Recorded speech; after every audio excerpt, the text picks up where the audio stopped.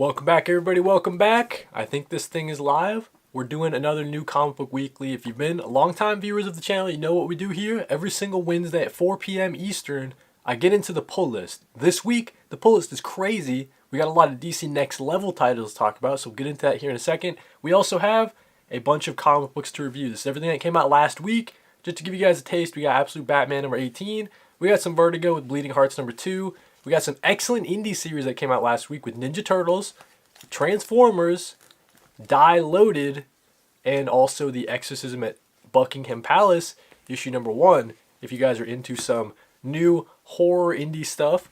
So we'll get into that as well. But that's the kind of run of show for today. The pull list, of course, just to give you guys a brief look before we get into it in detail.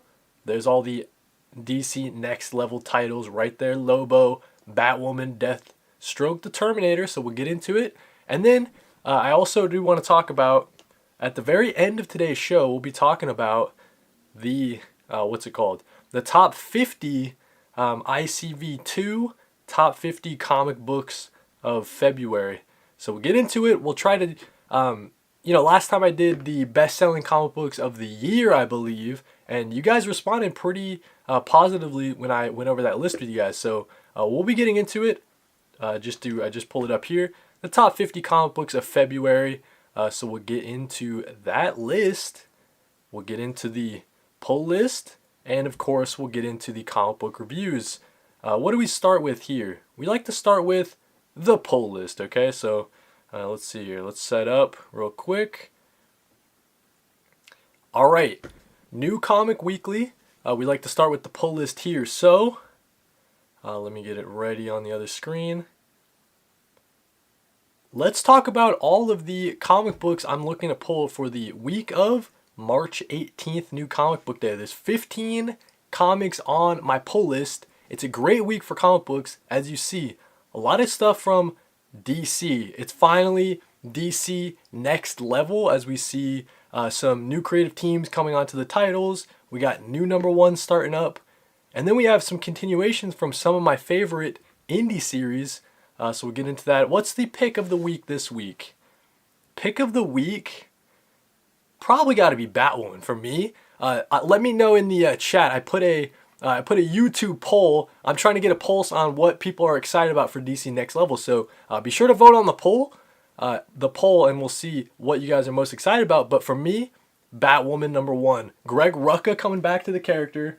Where's that DC compact? So I read this a couple months ago. Loved it. Just the foundation of Greg Rucka's kind of take on the character, and I thought Kate Kane really climbed the list of my favorite Bat family members. So Kate Kane is awesome. So yeah, really excited for her to get this spotlight in the DC Next Level. We got artist Denis coming in as well, so that's really exciting stuff. Denis just did a great run of Invisible Man over at Universal Monsters. So Greg Rucka coming back to DC in a big way with this Batwoman series. Denis backing him up on the art. Excellent coloring as well from Matt Hollingsworth and lettering from Hassan Atsmanelehu. Probably the best letterer in the game. So that's got to be my pick of the week. But let me know down in the comments, what are you most excited for DC Next Level before we talk about the rest of them. I'm just curious what the rest of the comic book community is excited for. Next up for me, actually real quick, let's jump in the chat. So we got a couple comments here in the chat. We got Borderland saying hello, hello. Shout out to Borderland. Thanks for joining. Paul Dev says Batwoman for sure. I'm thinking me and Paul Dev like minds there. So we got some votes in for Lobo, some votes in for Batwoman, no votes in for Deathstroke. Anyways, all right. So yeah, let's get into the Lobo series then. So Lobo, this is from Scotty Young and Jorge Corona. They're taking the main man to the next level.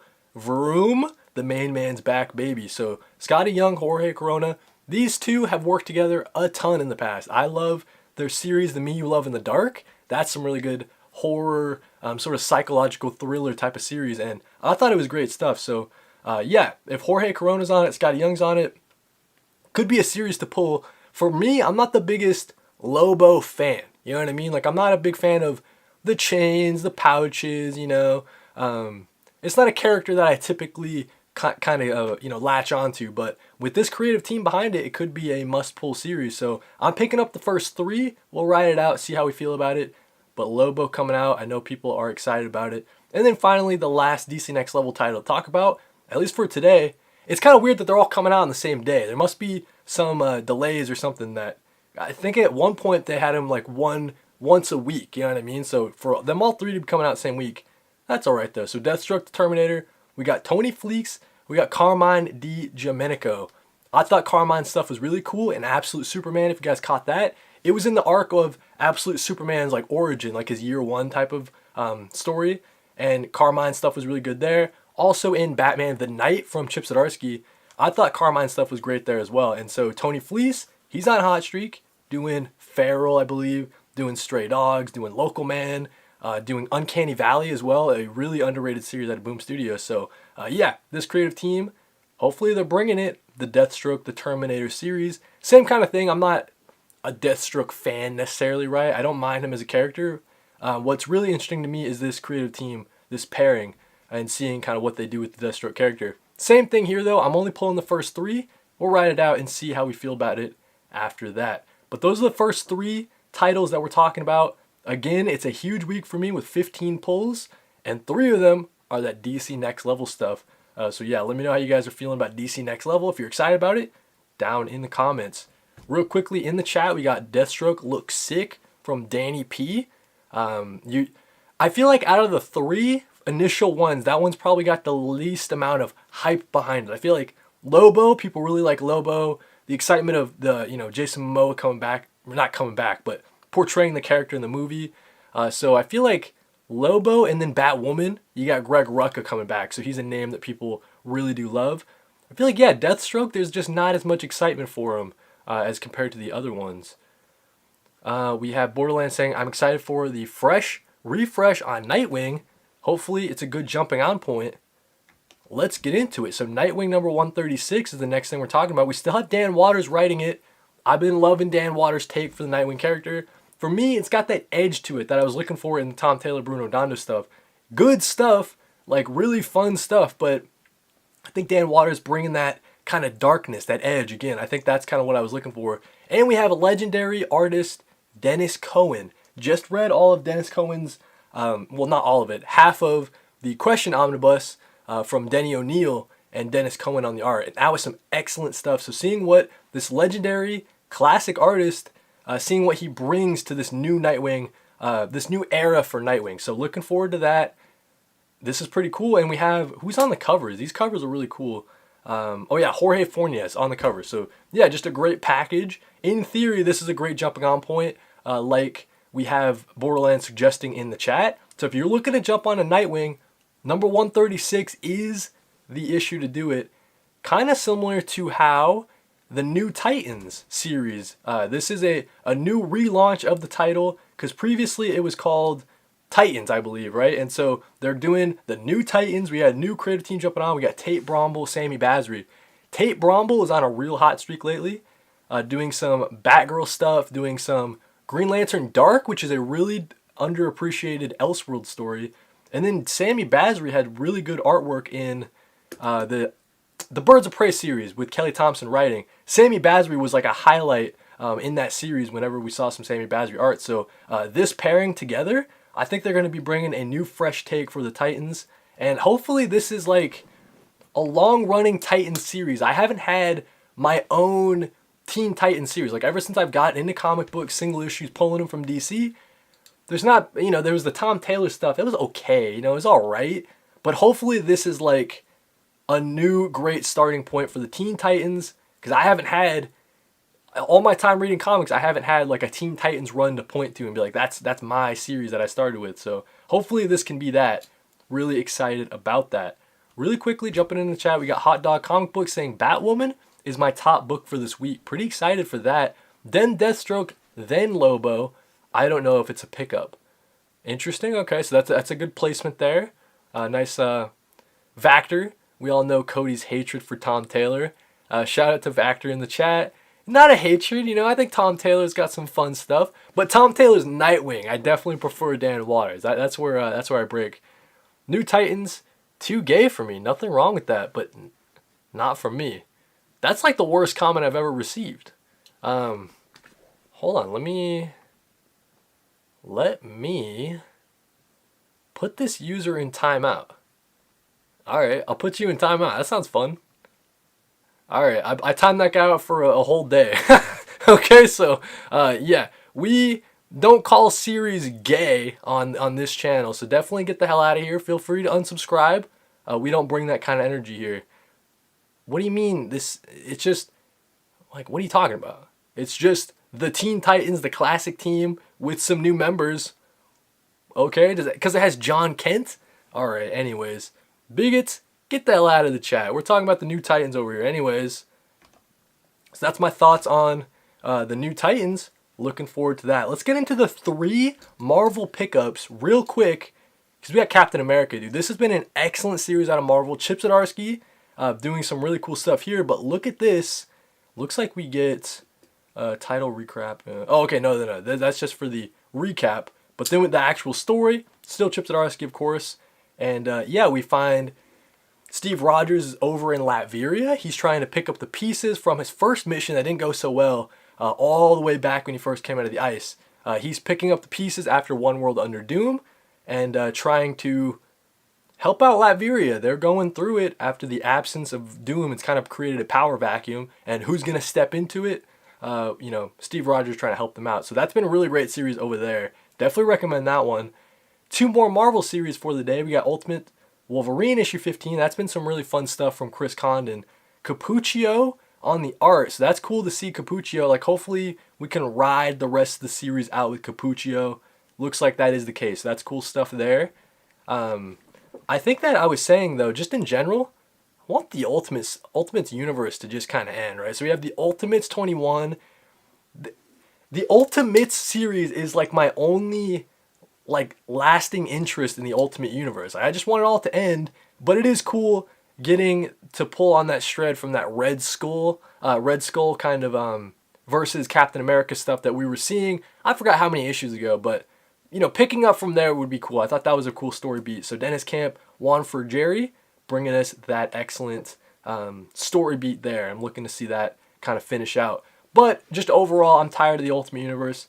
Just end it, man. Let's see. What else do we got to talk about today? Let's talk about Absolute Flash number 13.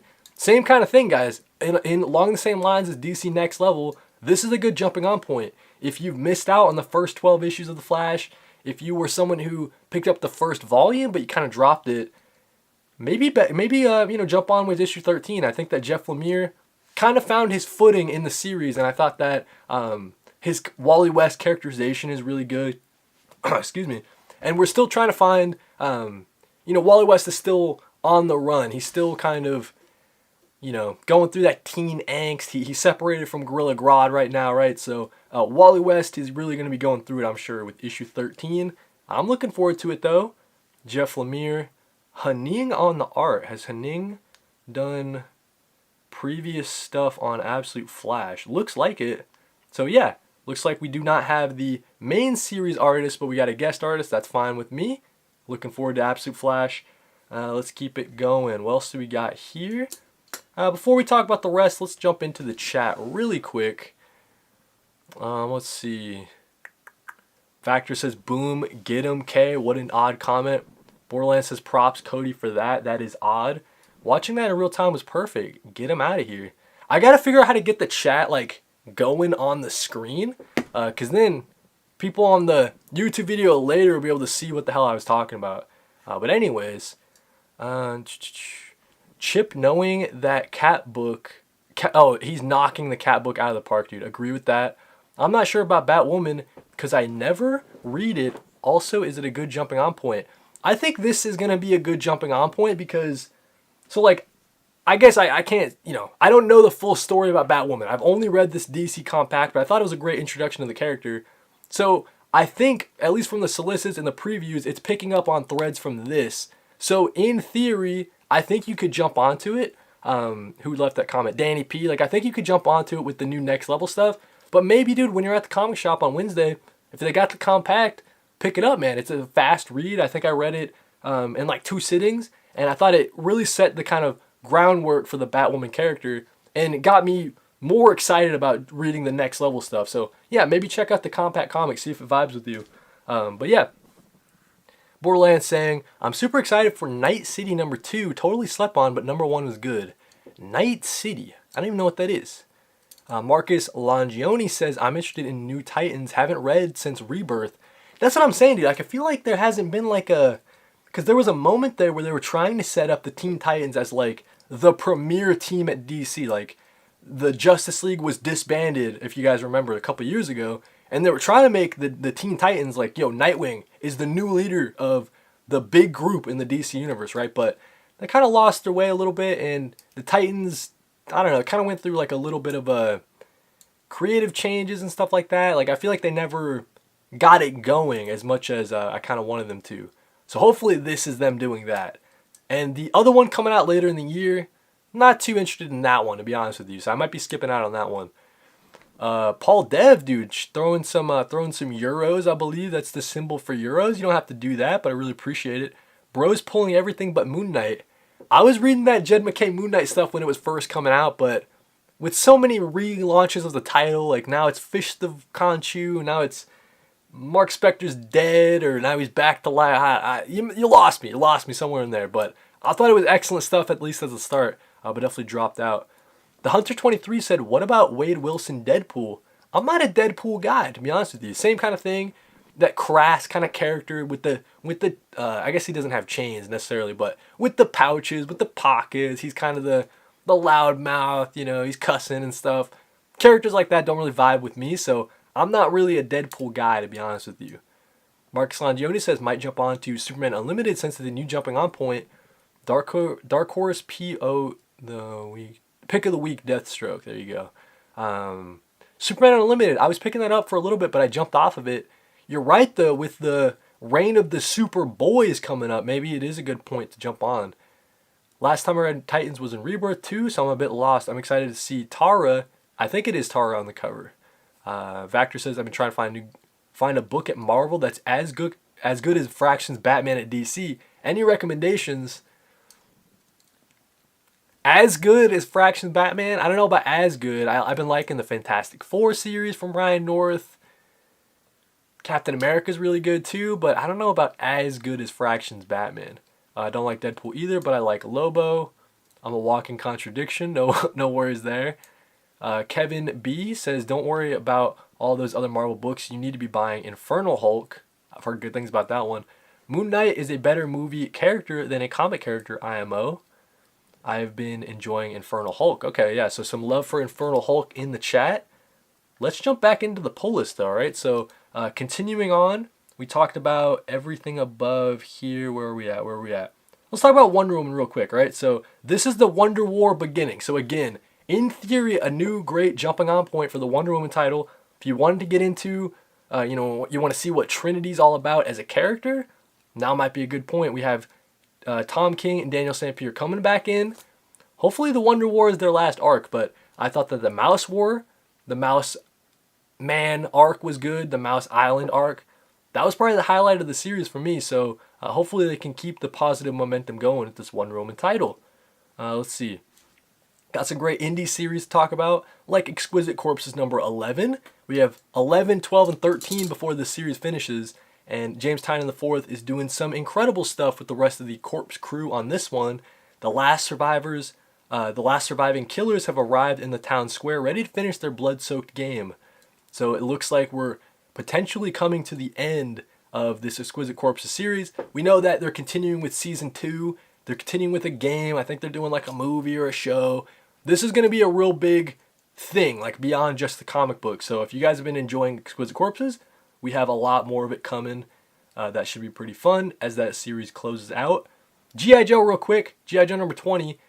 Optimus Prime and Duke meet for the first time. What does this mean for the future of the Energon universe? So we know that in the last issue of Transformers, we'll get into it when I do the comic book reviews, but there's been a change up in the Autobots, this kind of group, the Autobot group, right? There's been a change, and I wonder if this will kind of follow that, or maybe this issue takes place before. I'm not sure. But the confrontation of Duke and Optimus Prime, that should make for some pretty good comic book fun. Great stuff from Josh Williamson and the team over there. Geiger number 22. I've been loving Geiger, but this arc has not been doing it for me. I feel like a hater. I just don't know about this Northerner guy. I just don't know too much about him. I got to catch him up on Redcoat. But just even the fact that, like, we're split up from the main, Barney, we're split up from Nate the Nuclear Knight. We're split up from Zigzag and the rest of the team over there. So yeah, I don't know. I kind of wish that Geiger could regroup with his original homies that we've been getting to know for so long. Hopefully we get like a check-in on them in this issue. But we know that Geiger's going on this sort of solo mission with the Northerner, this time traveler. That's an interesting piece, like the time travel bit. I just don't know too much about him as a character. End of Life number 2. Alright, so I wasn't the biggest fan of issue 1. I thought it was the weakest out of the DC Vertigo line so far. Just like not a big fan of the character of Eddie Stallion. I thought he was an asshole. Where's his redeeming qualities, right? Like, he's not a lovable asshole, at least right off the start. So I need to see some character growth, and I need to see it fast, or else this series might get the drop. Might continue it just because I'm keeping track of all the DC Vertigo stuff for the channel, but yeah. Not going to be a big fan of the series. I won't be recommending it as much as the other ones for sure. But yeah, Kyle Stark, Steve Pugh, End of Life issue 2. And then in theory, alright, as I'm going through, I think I've talked about everything here. In theory, I'm picking up Lucky Devils number 7. This series has been so for me. There's been a lot of delays in the series as well, so I think I didn't even read. Yeah, I'm on issue 4 or whatever. I'm a fan of 8 Billion Genies, this team's previous work, but this Lucky Devil series is not hitting for me. So I think I told my shop to drop it, but if they have this one in my pull box, it'll be the last one, I think. So yeah, that's the comic book pull list for the week of March 18th. Let me know what you guys are excited to be picking up down in the comments. While you're down there, like if you like, sub if you love, and if you really like it, you can hype it. Always appreciated hyping, all right? So let's check in on the poll before we leave you here.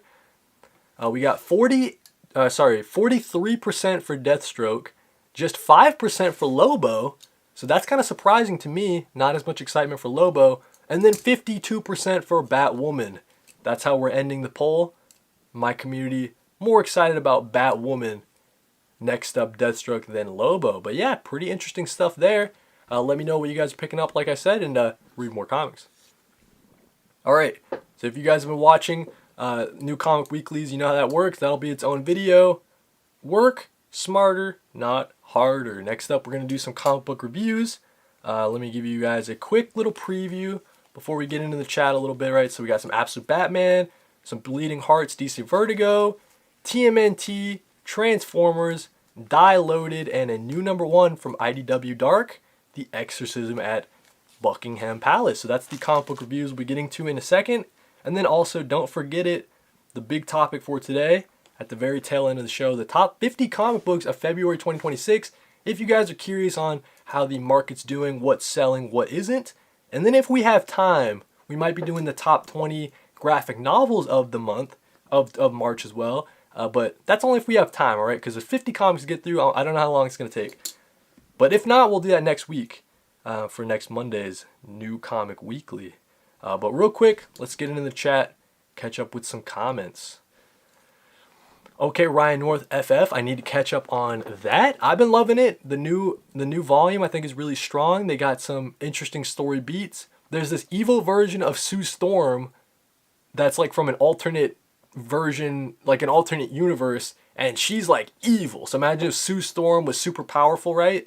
But she's evil. So yeah, that's what they're dealing with in the Fantastic Four series right now. Marcus Longioni said, heard a lot of people hating this run, but I like Tom King's stuff. I like Tom King's stuff as well. This Wonder Woman stuff is definitely the weakest of his that I've read. But like I was saying, I like the Mouseman arc. I think the Wonder War arc has some potential, and we're hoping they kind of live up to that potential. Hot Dog Comics says, where does this G.I. Joe book take place with the last issue of Transformers? That's what I was confused with on the cover, because we know that something happened to Optimus Prime. And so, in theory, on the cover, he should have looked a little different, but he didn't, right? So, I don't know exactly where this issue takes place. I'll have to read it to be sure. Yo, if you're reading G.I. Joe, how can you drop Transformers since they're tied like that together? So, for me, it's going to be, I'm going to be reading G.I. Joe free with my library. it's not something that I need to pick up in singles anymore, is how I feel about it. So the Transformers series is getting cut, keeping it going with G.I. Joe. We're picking up Mask, though, that's also in the Energon universe, a new series coming out from Dan Waters as the writer. I'm a big fan of Dan Waters, so it's kind of like swapping out Transformers for Mask, but I'm still going to be reading Transformers digitally, just like every now and then. It won't be like a must-read in singles for me anymore. The Hunter 23 says, is Bleeding Hearts number 3 coming out? So Bleeding Hearts number 2 came out last week, so it'll be sometime in April when Bleeding Hearts number 3 comes out. And that's an excellent series, so I definitely recommend people adding that to their pull. Hot Dog Comic says, wait, is he dropping Transformers? Did I miss that? Yeah, I'm dropping Transformers because Dan Mora is leaving the title. I'm not the biggest fan of Robert Kirkman's pacing, right? So that's kind of my qualms with the series. It's a big step down, in my opinion, from Daniel Warren Johnson and Jorge Corona on the title. So yeah. Marcus Longioni says Bleeding Hearts number 3 next month. And he said he was. The pull list is big, guys. I did that video last week where I went over everything on my pull list. So there's a lot of series on there. So some series have to get the cut. And if I'm rating, if I'm Transformers is constantly at the bottom of my stack, I'm just not that excited about reading it. Feels more like a chore. That's when the series is probably going to get the cut, to be honest with you. And the last couple issues, I've just been not that excited to read them, to be honest. Borderlands says Bleeding Hearts 2 is so freaking good. Yeah, we'll get into it for sure when we do some reviews. That was my highlight of the week, I think. Although Absolute Batman is really good as well. Gotcha, so just reading digitally. Just curious since they seem so tied together. That's true. I would say that the Energon universe has been a good job of keeping them separate, but we are seeing more and more crossovers for sure. Hot Dog says, who's taking over Dan Mora? I do agree with you. It is a step down from Daniel Warren Johnson and Jorge. Yeah, that's right. I don't know who's taken over. They previously worked on... They did some previous issues of Oh, I think it's Jason Howard after the next 2 issues. It'll be Jason Howard taking over, which... That's a great pick, honestly. His covers have been really good for the whole Energon universe, and his fill-in issues that he did previously were really solid. That's kind of the same vibe as Jorge Corona a little bit, right? So yeah, I think that's a good pick to kind of continue the series. It's not something I need to pick up physically, you know what I mean? So that's how I feel about it. But yeah, with that being said, let's get into the comic book reviews for the week, man. So great week for comic books. We got Absolute Batman number 18, Bleeding Hearts number 2, Teenage Mutant Ninja Turtles number 16, Transformers number 30, and I'll explain why I'm dropping the Transformers series, so definitely stay tuned for that. We got excellent indies continuing Die Loaded number 5, and then new number 1 from IDW Dark with The Exorcism at Buckingham Palace. But let's start off with this Absolute Batman number 18, right? So this was excellent. This was the conclusion to this 2-issue Poison Ivy little mini arc, and we see Batman still dealing with Poison Ivy. She's very powerful in this series. We also got some little tidbits on Martha Wayne and kind of her relationship to the Court of Owls. I found that to be very intriguing, very interesting. That should be pretty fun to get into in the future for the series. And can you guys see that? Let's see I gotta figure out the lighting whenever I do the overhead. Anyways, dude. Anyways. So yeah, great stuff. This guest artist I thought was excellent. Get Eric Canet back whenever you need to. Whenever Nick Dragotta needs a break, get this artist. 'Cause I think this was some excellent stuff. Just some great monster body horror type elements that we have seen in the series quite often, but put to great effect here from Eric Canet. And we see just the throwdown between Batman trying to not get overpowered by this Poison Ivy, trying to get into his brain, trying to control him. If the mask falls down, Batman will be sort of mind controlled. And we get some sort of intrigue on what's going with the rest of Gotham City as they're getting more invested in the Batman character and they see him more as a symbol of hope, something that this Bruce Wayne, this version of Batman didn't quite see coming. He gets some help from Barbara Gordon. Very cool seeing her take a bigger kind of role in the series. I kind of want to see that expanded. And then, she provides Bruce with the weapon to essentially defeat Poison Ivy. And there's this moment where Batman's confronted with a question, right? He's like, if I do this, it's going to mark me going down this path. I don't know if I'll ever be able to get back, and I don't know if it's the right path. He's getting some advice from Jim Gordon as well, right? He decides to do it. It's something that it's kind of the most evil thing we've seen this version of Absolute Batman do. Just kind of cruel, right? Like he makes this deal with Poison Ivy, but he sort of reneges on the deal, and yeah, it's pretty interesting to see. There's also this little bit about where is it exactly? Right here, like what's going on with Martha? What's going on with Bruce's mom, dude? So we'll have to see in the next issue, and we know that in the series for the future, we're getting some Scarecrow stuff as well, right? So very excited about that. Absolute Batman is a must-pull series. Excellent stuff there as well. Let's talk about Bleeding Hearts number 2. So I've been loving this series so far. I thought issue number 1 might be in the running for issue of the year, like issue 1 of the year so far. But in this one, we get a behind-the-scenes, sort of a, a behind-the-scenes look at this woman and her kid, Rabbit. We get the story on them, sort of how they've been surviving in this post-apocalyptic, wasteland so far with all the zombies.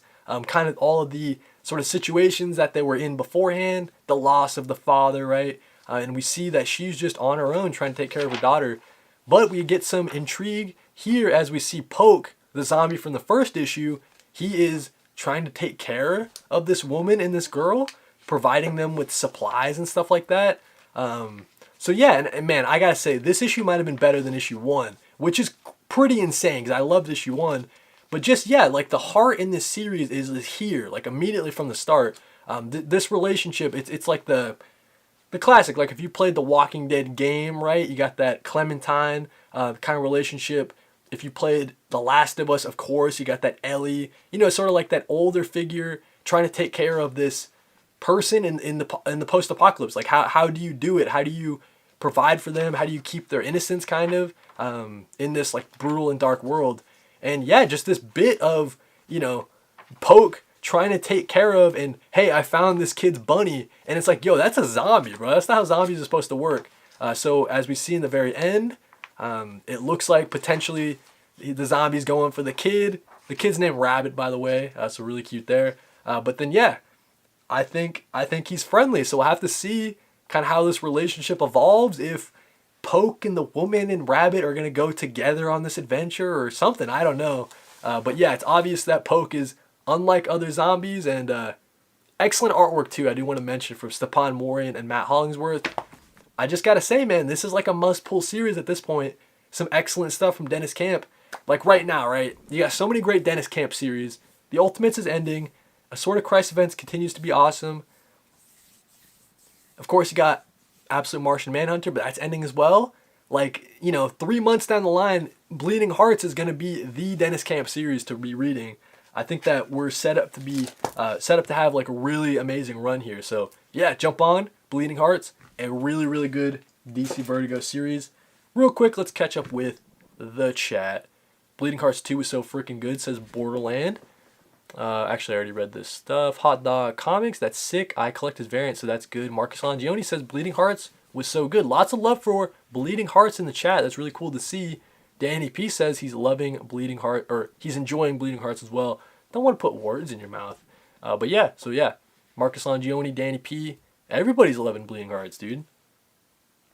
Continuing on with the comic book reviews, let's talk about Teenage Mutant Ninja Turtles number 16. As you can see on the cover, we got this Ujigami character.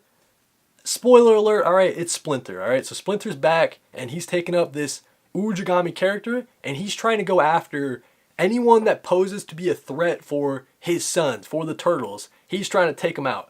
So he's going after all the Turtle enemies, but in this issue, though, Casey Jones, right? So Ujigami is trying to kill Casey Jones, and the rest of the Turtles have to stop him.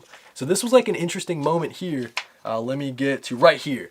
All right, so you get a throwdown between Splinter and the Turtles. Very interesting dynamics here from Jin Lewin Yang on the writing. And then look at the art, man. The use of colors from Andrew Dahlhaus, I believe. Yeah, Andrew Dahlhaus killing it on the colors. The Freddie Williams look for the Turtles is so perfect. Like, I love the Juan Ferrara stuff, right? Don't get me wrong, but this is a great replacement. I think this is matching the vibe perfectly for the Turtles. We got great action here as Splinter, he proves that, yo, who's the master, guys? It's Master Splinter, all right? He's going to kick your ass, and he's just wiping the floor with the Turtles, man. So that was pretty cool to see. But the Turtles, they work together, and they get one up on them. We get this interesting sort of alternate universe kind of as if the turtles, it's like before they were reincarnated as the turtles, them living in feudal Japan with their mom, right? So just the life that they could have been living, I guess. And yeah, man, I'm just loving all these bits from Jin Lewin Yang and Freddie E. Williams. We see the villains of the story are trying to sort of control Splinter's Ujigami powers, maybe like open up a portal or something like that. And so the turtles have got to stop them, and I think that's where we end with this issue. Yeah, right here. So the turtles are about to approach the building with the light, trying to open the portal or whatever. But yeah, man, I gotta say, this is a great first arc of this new era of Teenage Mutant Ninja Turtles. If Jin Lewin Yang and Freddie Williams are able to go for, you know, like 40 issues plus, man, like we're gonna be eating so good. I am so happy I added this Turtle series to my pull list, and I think it's got a permanent spot on the pull list if this creative team is on it. I've just been loving it, man. It's so fun. This to me, right, is I was talking about with Kai Bucks. You know, he has this nostalgia for the Transformers. I don't really have nostalgia for the Transformers. Like the Michael Bay movies, like whatever. I was like maybe just too old to really appreciate those. And then like I never got the Transformers shows. You know what I mean? I had a couple Transformers, like the physical things when I was a kid, but wasn't my favorite toys, right? Ninja Turtles, like all that being said, Ninja Turtles like were my guys. The cartoons, I got all the toys of the Ninja Turtles, right? So the Ninja Turtles were definitely more my vibe. All the games too as well, right? So yeah, this feels very nostalgic, and I'm so happy to have the Teenage Mutant Ninja Turtles like constantly on my pull list. It's such a joy every single week that it's on my stack. So yeah, Teenage Mutant Ninja Turtles, awesome stuff there. A couple more comic book reviews like Transformers number 30, man. So I think I'm dropping the series after this, man. So we have Dan Mora leaving the title. We have some other artists coming in, but honestly, it's more than that. It's just like, I don't know, like in the last issue, we had this big battle between the Autobots and the Decepticons. I was saying, if you guys go back and watch the review, I was kind of dissing Dan Mora on the art, man. I thought it was way too busy. I just couldn't tell where Autobots and Decepticons began. It was just like a bunch of mash and metal. It reminded me of the Transformers movies, the Michael Bay stuff, where I'm just like, what am I even looking at on the screen, right? So, in my opinion, some of the Transformers stuff from Dan Mora was a little bit messy. But even more than that, man, I just think that like the pacing of this arc, right? Like, so ever since Daniel Warren Johnson left the title, we've been doing 6 issues of the Robert Kirkman stuff, right? And it's like, what's happened? Honestly, what's happened? This issue had the most kind of progression for the story, but like I feel like last issue there was that big fight, but even before that, it was like 4 issues of like almost nothing, right? And then finally we get some movement. There's some change up to the hierarchy of the Autobots. Some members are leaving the Autobot group, and it's like, okay, that's interesting there. But yeah, I think overall there's not enough hooking me. There's not enough keeping me engaged here, especially with Dan Mora leaving the title. That was a big draw for me. So yeah, that's why I'm dropping Transformers number 30. If you think that's crazy, let me know down in the comments why you think that's crazy. I'm going to be reading it digitally though. I guess there was some confusion on that. I get this free with my library, or it's potentially up on Global Comics as well. So I'll be able to read the Transformers title for sure, just not picking it up physically, not picking it up in single issues. Real quick, let's talk about Die Loaded number 5. Kieran Gillen and Stephanie Hans continue their fun Die series, man. And this one was probably the best issue of the series returning, like this new volume. So the group splits up a little bit. Our main character, Sophie, she's the Godbinder in this arc, this volume. She's kind of going on this quest to find another member of the group. And it turns out another member is the character from the first volume's daughter. So Chuck, if you remember, he was the fool from the last volume. His daughter is kind of the one that's responsible for bringing in this new group into the world of Die. She didn't want to necessarily, but she wanted some closure with her dad, essentially, right? So that's kind of why she did it. And we get this interesting bit. Chuck returns from the first volume. So this is a big moment if you've read the first volume. We thought he was kind of gone for good. There was like some little bits that he might return, but we finally see him returning here. And then we get this great sequence here, man. Look at this great sequence from Stephanie Hans, bro. Like the actual maze. Like I actually went through and like it's a legit maze. Like it's legit. And yeah, this was like one of the best sequences of the year so far. I thought this was some really great stuff. As we see kind of the explanation for why she did what she did. And then she turns the tables and she kind of betrays her dad even, right? And then we just are set up for some really interesting story beats as we got the party is finally starting to come together, and I'm just hoping we get to explore more of the world of Die. It's some great fantasy stuff. I just think that there's no other series like it. Kieran Gillen and Stephanie Hans are just doing incredible stuff over here, and I feel like most people are missing out on it. I get it though, because you need to read that first volume or else none of this makes sense. But yeah, for those who have read Die, for those who have caught up, Die Loaded is a must return to the world of Die. I think it's so good. And then last but not least, the last comic book review for today. Let's talk about the issue number 1 from IDW Dark, The Exorcism at Buckingham Palace. Now this is a follow-up to The Exorcism at 1600 Penn. That was a horror series maybe last year, maybe the year before, I can't remember, but that was some great stuff. So essentially, there was an exorcism at the White House. One of the president's daughters was possessed by a demon. That was kind of the draw for the series. In this one though, it's kind of like so the royal family, the next people in line, they're on this cruise, and the cruise goes down, and there's kind of a mystery about how the cruise went down. Was it an attack on another nation, or did they just go down at sea? And so the line of succession is all messed up, and essentially they have this guy coming in. It's like, hey dude, you're the next in line, and he was kind of the fuck up of the family. He's the black sheep. He's had some problems with addiction and stuff like that, and so he doesn't necessarily want to be the next in line, but it turns out the current king, he has cancer, right? So he's about to die, and they need another person, or else they're just gonna have no one in line to the throne. So you got that interesting kind of intrigue there, and the whole idea about it is like this curse, this family curse. If you're in the royal family, it's called like the Belmont curse or whatever it's called, and then you get some little bits all throughout the art as we see like some darkness, like there's someone following them, and it's kind of like a metaphor for addiction. As we see our main character here, he's struggling with addiction from his past, and it's kind of like the shadow of the throne, or the shadow of this idea of succession, and this idea of duty, right? And it's always kind of following him all throughout his life. And it gets more and more dark as we see like the full transformation at the end of this issue. It's kind of wordy, I will say, but I thought it was great setup from Hannah Rose May on the writing.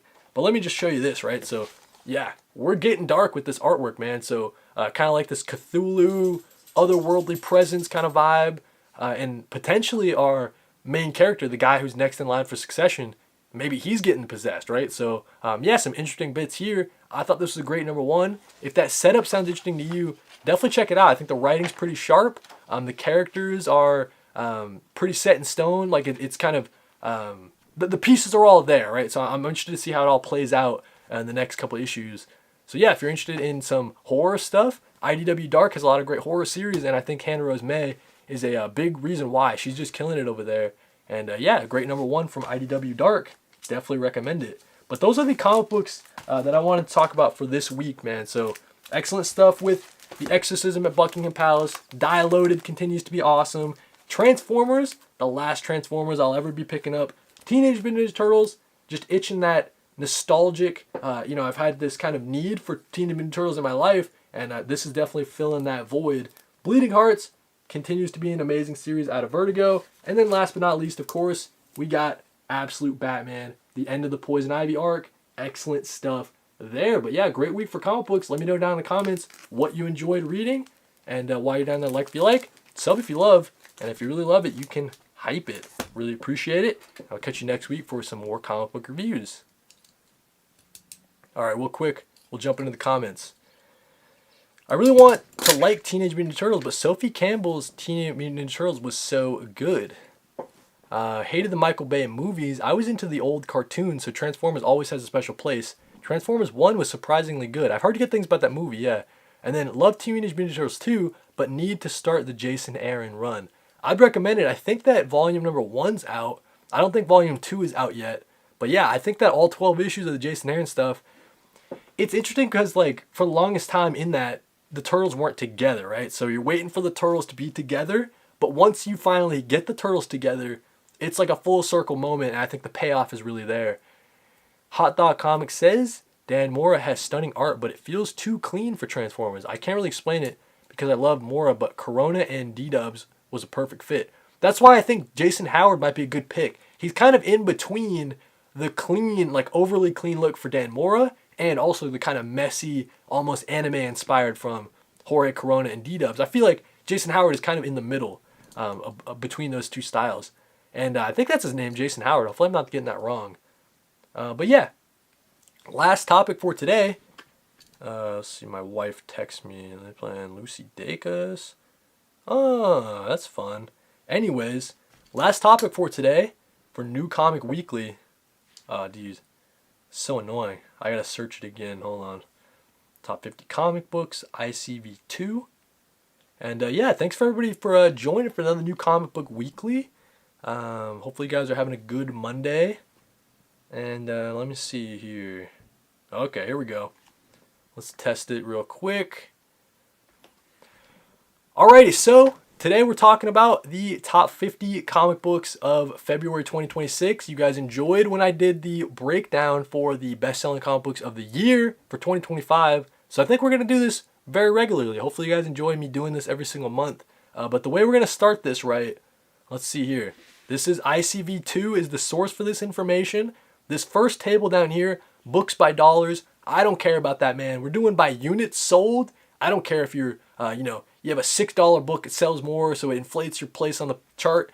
We're not doing that, all right? So we're talking about the units sold, and hopefully you guys can see number 50 there, all right? So we're starting off the list. It's Jeff Meets Daredevil. Was that a physical release? I guess it must have been if it cost money. So if it's Jeff Meets Daredevil, some fun crossover stuff there. It's Jeff getting a real popular, of course, because the Marvel Rivals game. Teenage Mutant Ninja Turtles number 15 takes that 49 spot.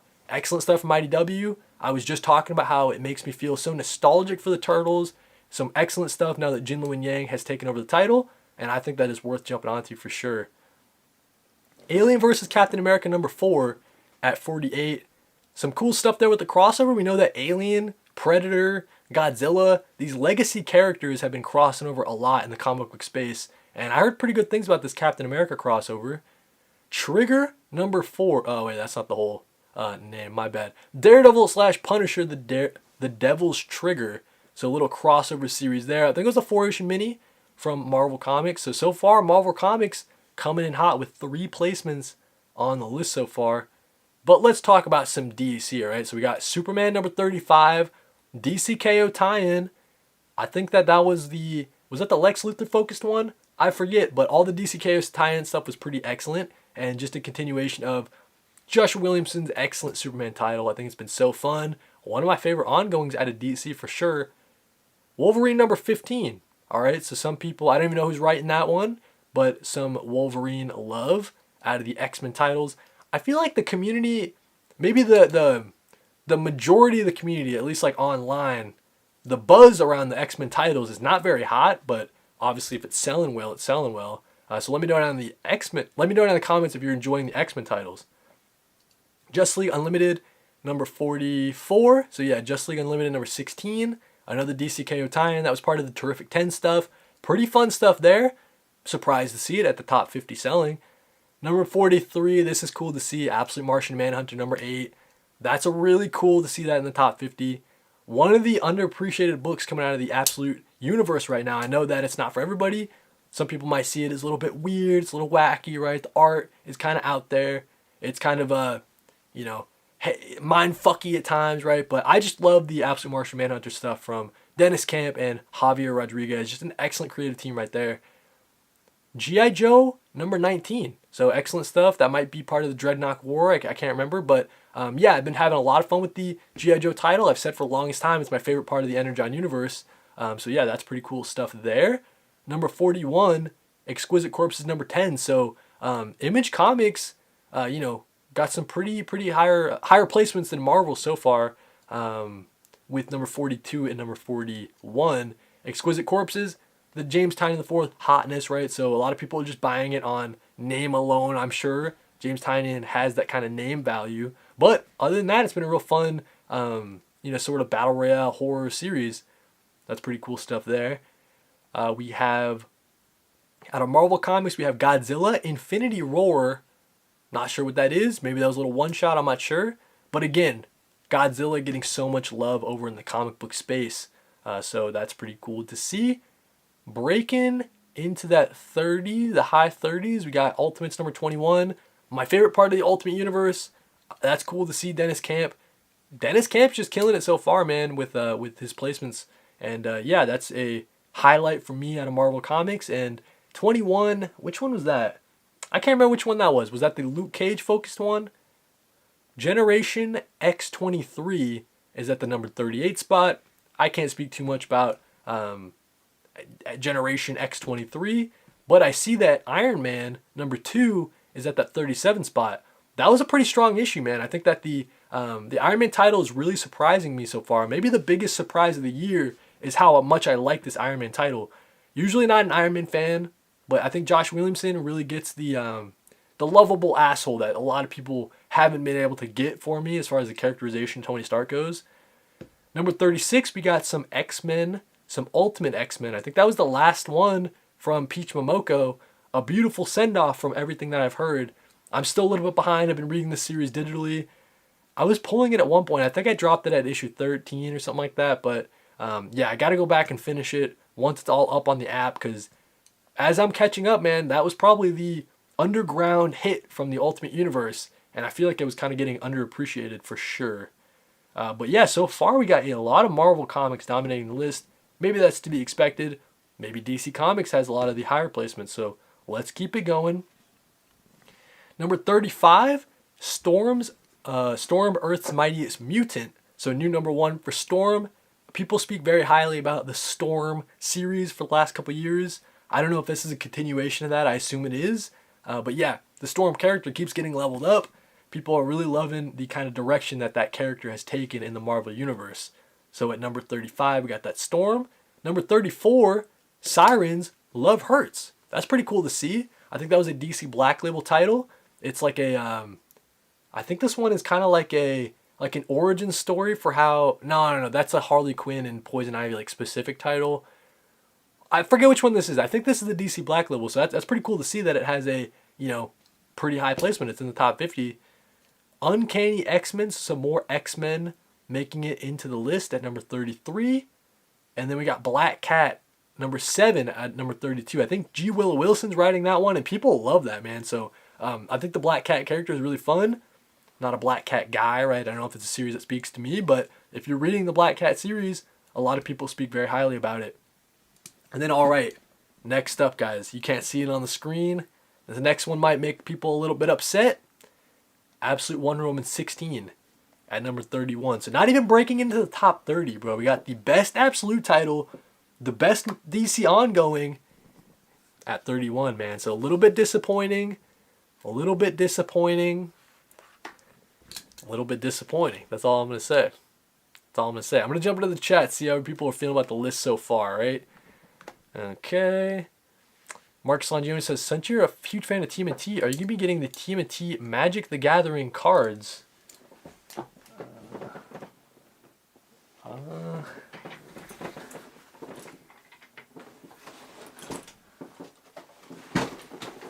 Am I getting the Magic the Gathering TMNT cards? Alright, so I already have the Commander deck. Haven't opened it up yet. This was like a, I don't know, like an impulse buy. I didn't need this at all. I only have 3 Commander decks though, right? So I'm not going crazy with Magic the Gathering, but I did buy the Commander deck for the Turtles, alright? I did spend money on the Turtles, alright? So yeah, there we go. Dwayne says X-Men not it right now. Cyclops and Storm Mini are good. Okay, so we got an X-Men fan speaking up, speaking to the X-Men, the current state of them. Not really feeling it except for a couple titles. Ghostweb Parker says evening all. What's up, Ghostweb? Thanks for stopping in. I'll be picking up Batwoman, Sentry, and Deathstroke issue 1 Wednesday, as well as a couple ongoings. Looking forward to Exquisite this week. Mark Slongione says, holy shit. I was tempted, but I want money for comics. That's a fair trade, man. You don't need magic if you don't need it, right? It's another expensive hobby. That's so cool. I want the Commander deck so bad. Might have to cop it. Yeah, I haven't honestly heard anything about the set. Don't know if people are excited about it. Don't know anything, really. I know that it's a 5-colored deck, which is pretty crazy. That's kind of why I bought it. Right now I have a Pirate deck, and I have a like a Riders of Rohan deck, so a Lord of the Rings deck. And those are my only commander decks.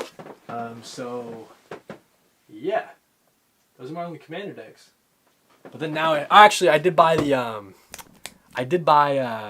Lorwyn Eclipse. I did buy a commander deck there. So I guess I have 4 commander decks now, right? So maybe I do have a problem. But let's continue with this list, all right? So we're at the, let's see. All right, continuing on with the list at number 30. Let's see what got higher than Absolute Wonder Woman. We got Captain America 7, okay? So that's a great series. Chip Zdarsky killing it over there on the Captain America. I'm not mad at that necessarily. I do think Wonder Woman's better, but that's all right. This is by sales. You can't argue it, you know what I'm saying? It is what it is. At number 29, we got X-Men number 25. Is that the Gail Simone series, or is she doing Uncanny? I forget. But yeah, so some X-Men love. A lot of X-Men love on the list so far. Number 28, we got Fantastic Four. Love that. Ryan North killing it. Ryan North domination. Ryan North supremacy. As we see Ryan North coming on to the Flash title as well. So really excited about that. So Ryan North killing it on the Fantastic Four series. There's all this intrigue of like an evil version of Sue Storm. Like Sue Storm, but like she doesn't care about people. That's scary as hell, man. So that's pretty interesting story beat over there. 27, people were calling it out in the chat. We got some Mark Spector Moon Knight fans in the chat. So number 27, we got Mark Spector Moon Knight. I've heard some good things about this. I wonder if it's Jed MacKay still writing it. I assume it is. He's been on that Mark Spector character for, I don't know, 4 years now or something like that. So pretty cool. We got The Amazing Spider-Man Venom Death Spiral number 1 at number 26. I heard good things about this read. Didn't pick it up. Not necessarily something that's for me, like these Amazing Spider-Man miniseries, right? But I heard good things about this one. This is surprising. At number 25, Absolute Green Lantern 11. Man, are you guys joking, bro? More people are buying Absolute Green Lantern than they are Absolute Martian Manhunter, but then more people are buying Green Lantern than Absolute Wonder Woman? That's crazy.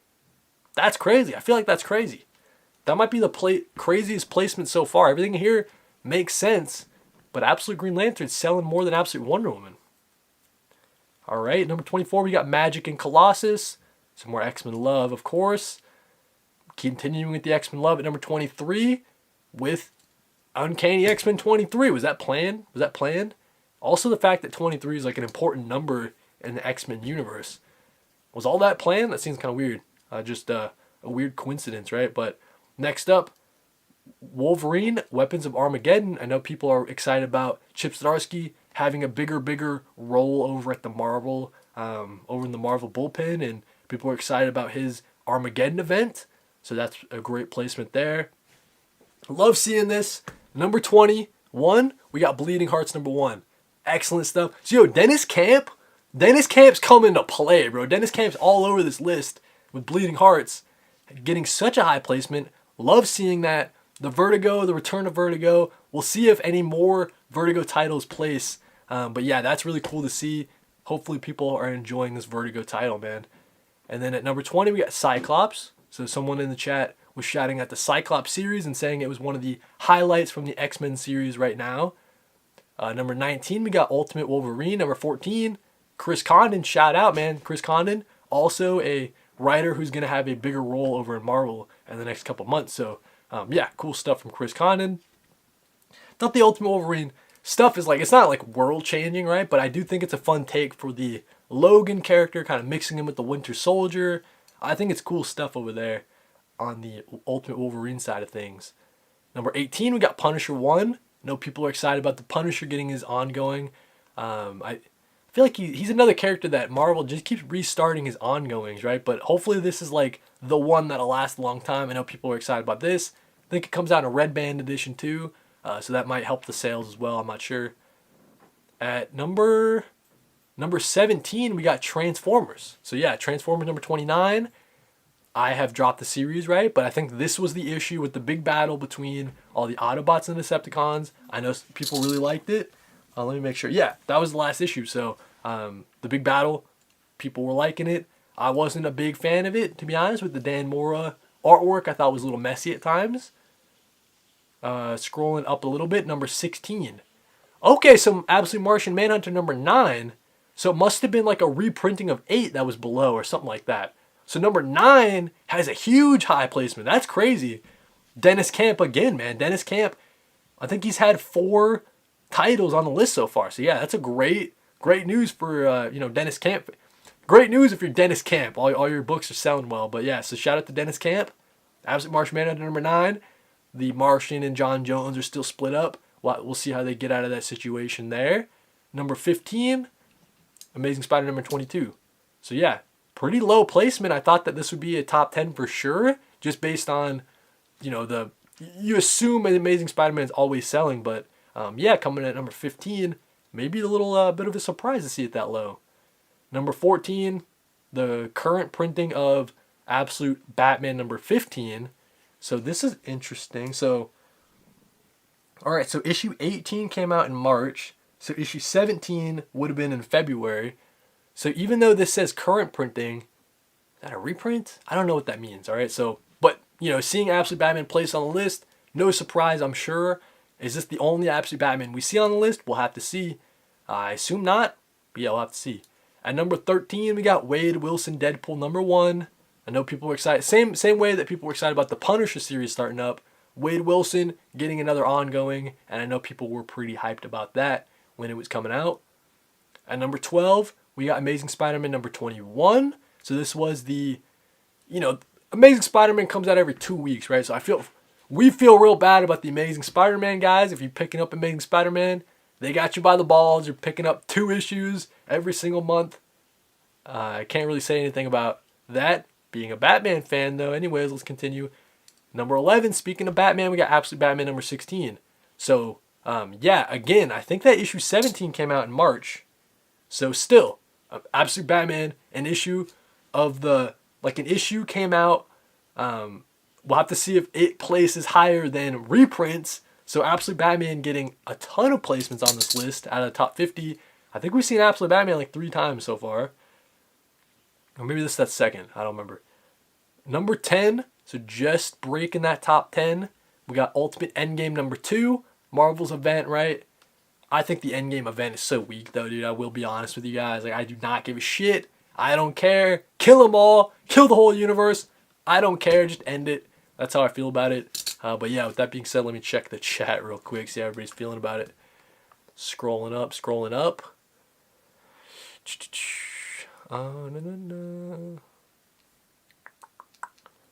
If you look it up, there's a huge TMNT box that's a pizza box for TMNT. I think I saw that. There's like a draft night set or something like that. I'm quite interested in a Strixhaven deck. That's so cool, man. A pizza box would go so hard. Yeah, that might be fun for like a birthday or something like that. You get some boys together to do a little draft night box. Yeah, Mark Spector, Paul Dev says. I know Paul Dev's excited about that, to see that placed pretty high. Danny P saying that's wild. I don't know what you're referring to. I took too long responding to the comments. Ghostweb Parker said that Death Spiral crap they rushed that so much, it's ridiculous and not good. I'm a hot take. I didn't read it, so let me know in the chat if people have read the Spider-Man Death Spiral stuff. Marcus Longioni says, I'm a DC nut, but pretty excited for Armageddon at Marvel. I guess I'm excited about Armageddon too, but I feel like I'm already behind. Like, I feel like I'm already missing out on what's going on with that. So I might have to pick up the Wolverine title, because I feel like I'm missing out. Paul Dev, the sales of Bleeding Hearts has made it where Dennis Camp has 36 issues planned so far. I heard about that. Dennis Camp breaking them up into like 6 issue arcs, but then also breaking them up into 12 issue like seasons or something, like whatever he calls it. I'm all down for whatever Dennis Camp has planned for Bleeding Hearts. It's so good so far. Ghostweb Parker says, I'm excited for April Daredevil. My most anticipated in April, I believe. And then also you're saying Infernal Hulk is one of my favorites. At the moment, I feel like the art is so good, it doesn't need text. Ooh, I love that. I'm grabbing Wade Wilson number 2. Tom Ariel said, chat, read Zdarsky's Cap. I need a 50 issues minimum, please. Agree with that, Tom Ariel. I hope that we get 50 issues of Zdarsky on Cap. That would just be such a dream, man. Because as I'm going back and exploring Cap as a character, you guys see all the Ed Brubaker omnis, right? So I'm loving reading some Brubaker Captain America, and I feel like this could be like our version of that. Like those who read it back in the day, they got to enjoy Brubaker on Cap, redefining the characters, setting the new groundwork, right? I'm hopeful that Chip Zdarsky can be that for us. So I'm really looking forward to that. And then last comment before we jump back into the list and get into that top 10, Ghost Web Parker says, yeah, that Zdarsky Wolverine series is sweet. So yeah, I got to pick that up even if I'm not that big into Wolverine. I don't know. We'll figure it out. But yeah, let's get back into the list. Top 10. What is number 9? We got Ultimate Wolverine number 17. Okay, cool. So Ultimate Wolverine getting a good placement. It must have been a reprint down below or something like that. Or potentially like just some leftover sales from the month previous. You know what I mean? Like people who didn't pick it up in January, but they're finally picking up their pull list in February. Maybe that's where it comes in. Because we have seen 2 Ultimate or Absolute Wonder Woman so far. We saw 16 down below and then 17 there. Number 8, we got some DCKO Night Fight. Okay, so we'll have to see if the main event places on this list. But we got Night Fight, number 4, closing out that mini-series. Excellent stuff, man. I thought the ending to that was really beautiful.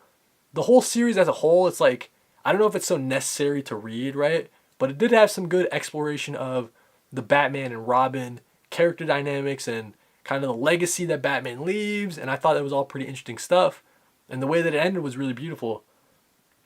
So yeah, DCKO Night Fight number 4, getting that 8th placement. Number 7, keeping it going, we have Ultimate Spider-Man number 24. Gotta be honest, I thought that would be a top 5, man, as we see the conclusion to Ultimate Spider-Man. Remember all the hype that was behind this series 2 years ago, right? This series was on the top of the world, man, but I don't think it quite lived up to that potential now that everything's said and done, now that the dust has settled. I really think the Ultimate Spider-Man series is like, maybe the word I would use is disappointing, honestly. From like the promise that I thought it had going into it. You got Kody on the art, you got Jonathan Hickman.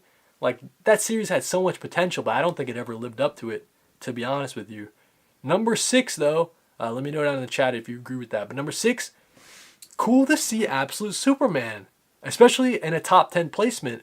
You'd figure Absolute Superman, just the way that no one talks about it online, you'd think that it's not getting the buzz that the rest of the Absolute titles are getting, but obviously I'm wrong there and that people are loving it. So that's really cool to see. Was that the, what issue was that? Was that the Juan Ferrara, like the first initial one with Hawkman? Because that's a great issue, and I think that's a cool placement seeing it at number 6. Congrats to Jason Aaron and Juan Ferrara coming in as like a guest artist. That's a lot of pressure, but I think Juan Ferrara knocked it out of the park. Let's see what's in that top 5 placement. DCKO Boss Battle. Okay, so a little one shot in the DCKO universe. This was the one with the Carrie, with the Homelander, with all the different Red Sonja, like all the different characters from Dynamite and Sub-Zero. Like they fought against Scorpion and Sub-Zero, right? So a lot of crazy stuff in that DCKO Boss Battle. Kind of crazy to see it placed at number 5. I thought it was fun, but surprising. I thought most people would see that as maybe skippable, but obviously not. People wanted to see how the fight would kind of conclude. Number 4, we got the Absolute Wonder Woman Annual, dude. Beautiful stuff there. I love that. That's excellent to see. I mean, just like the fact that, I don't know, dude, like Kelly Thompson and Mateo de Luis's art was excellent in that one. Kelly Thompson just seeing so much success from the Absolute Wonder Woman title, and this might be the best issue of the year, and I think I feel confident saying that in like March. Like at the end of the year, I think this will still be my issue of the year. So yeah, clock it, count it, write it down, and yeah, I'll check back in. I'm pretty sure that it's going to be my favorite issue when all is said and done. Really cool seeing that really high placement. And then at number 3, cracking that top 3, we got Batman number 6. I think this was the date night issue, if I'm not mistaken. No, it wasn't. It was the Monster Smash one. That was still a good issue, though. But yeah, dude, that's really cool to see this Batman title seeing so much success. Matt Fraction, Jorge Menez just breathing so much new life into the Batman title. It feels like for the longest time we were just like, I don't know, treading water, right? In this Batman, just like, what's going on with it? But I think Matt Fraction coming in hot to the Batman title. Nothing like crazy, but it just feels like such a step up from maybe what we've had for like the last year or something like that. Like it feels like a good standard. Like it's an 8 out of 10 every single issue. You might have cool moments that can bring it up a little bit, but you're consistently at like an 8 out of 10, and that's just where Batman needs to be. So we're very lucky to be in that era right now. Number 2, DCK number 4. All right, so we'll have to see if the issue number 5 that came out obviously in the month of March. So we'll check back in next month and we'll see if DCKO number 5 still has that same kind of weight to it, that gravitas. If people were seeing, wanting to see that conclusion as much as they picked up issue number 4. So yeah, number 2 with DCK on number 4. If you're talking about events, right? I mean, look at number 10. You got, actually, can I point to it? I never thought about pointing to him up here. Anyways, that just blew my mind. See, Ultimate Endgame number 2 at number 10, right? But then up here, you got DCKO number 4 at number 2, right? So as far as the events, it feels like people were feeling DCKO more than they were feeling Ultimate Endgame. Obviously, it doesn't help. Endgame had delays, I feel like. I feel like that event is just such a mess right now, right? Like, I feel like all the series were supposed to end before the Ultimate Endgame event started, but I feel like there's like some lag, like there's something's going on. I don't know. Like, how are you gonna have? I don't want to get into it. I don't care that much, all right? So let's just finish the list. Let's talk about number 1, Absolute Batman, of course, right? So Absolute Batman number 17, the start of the Poison Ivy. People are wanting to see what's the deal with this Poison Ivy, all the intrigue with the Court of Owls, right? So yeah, it makes a lot of sense to me. A lot of placement from DC Comics in that top, the top half of the list. But obviously Marvel, no shy to being a top seller. So a lot of Marvel series, a lot of X-Men stuff, of course, a lot of X-Men.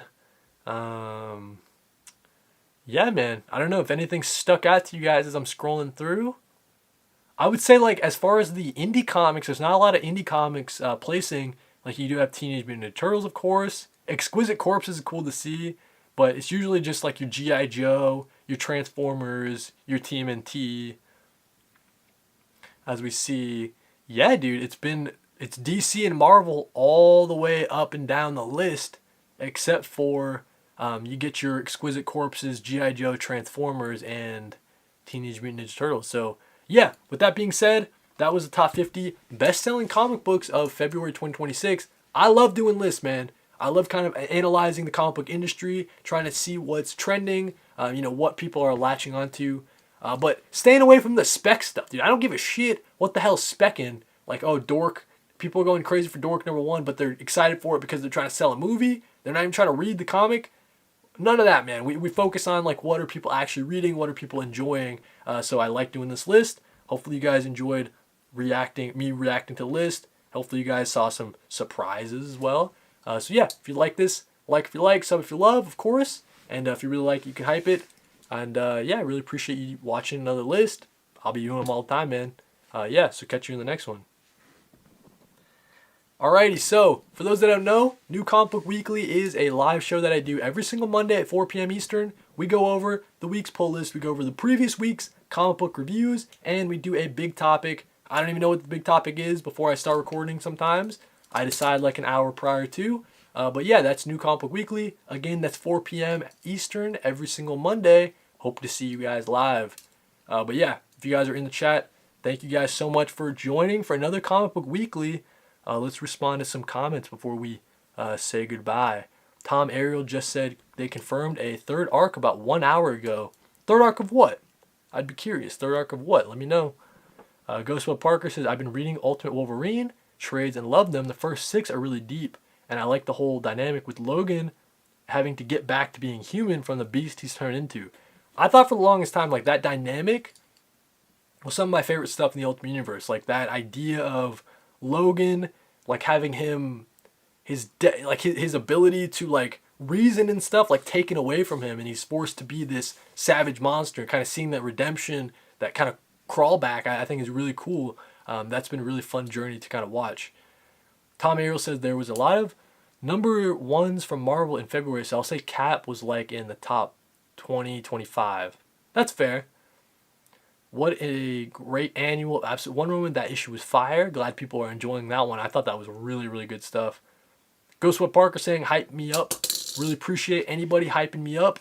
Really appreciate that. I don't know what it does, but I appreciate it.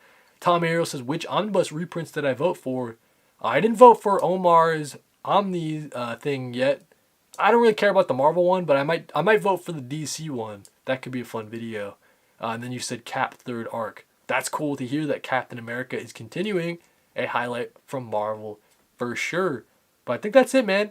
New Comic Book Weekly. Thank you guys for joining. It's been a very busy one. I think we went for about an hour and 15, so a little bit longer than I usually go. But that's all right, man. Love talking with you guys in the chat. Definitely check out the video I posted the other day with Kai Bucks. We talked about Black Science. We did a review for that. But then also, if you guys are interested in seeing another live stream, I'll be posting it up into its own videos later on. But me and Kai Bucks also talked about some of our favorite ongoing DC series, and we also reviewed the Question Omnibus. So if you guys want to find out if that omnibus is worth picking it up, definitely check out that video I did with Kai Bucks. And again, I'll be splitting it up into its own videos over the next couple weeks, man. But that's New Comic Book Weekly. Thank you guys for joining on this March 16th. Hopefully you guys have a good new comic book day this week. And yeah, thank you guys for watching. And I'll catch you in the next one.